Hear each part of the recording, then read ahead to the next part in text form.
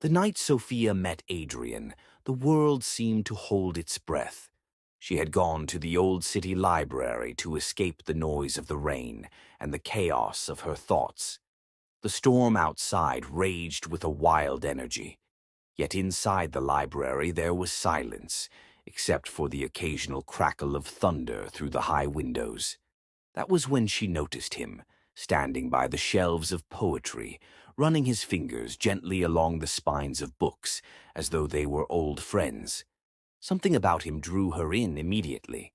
Perhaps it was the way the dim light touched his face, highlighting the seriousness in his eyes, or the way he seemed utterly lost in the world of words. Sophia wasn't someone who believed in fate, but when Adrian turned, their eyes met with such intensity that she felt her breath catch. It was as though the storm outside had poured itself into that single glance. Electric, dangerous, undeniable.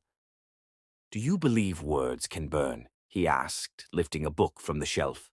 His voice was low, velvet soft, yet sharp with curiosity.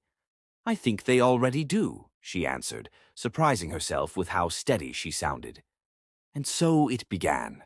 From that moment, their lives became entangled in a fire neither of them could resist.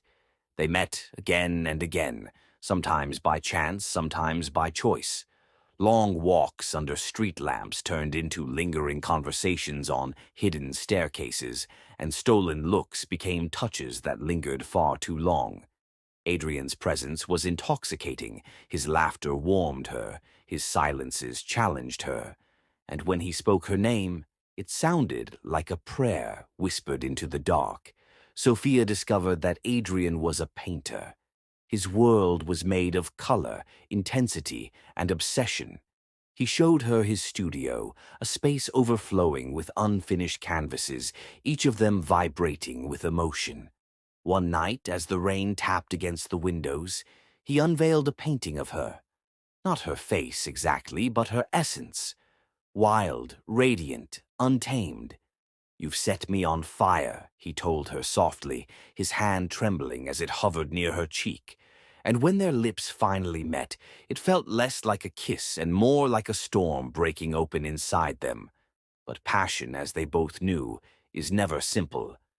Adrian carried shadows within him, fears he rarely spoke of, wounds from the past that made him restless and unpredictable.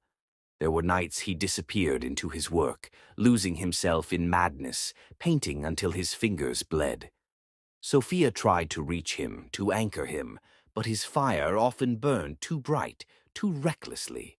She, too, was not without her battles.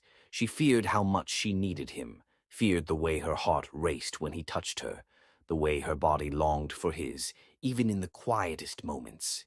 It scared her that love could consume so much of her, leaving nothing else behind. One evening, after days of silence, she found him in his studio, surrounded by broken brushes and torn canvases. His eyes were hollow, his voice raw. "I destroy everything I love," he whispered. Sophia stepped closer, her chest aching at the sight of him unraveling. She touched his face, forcing him to meet her gaze.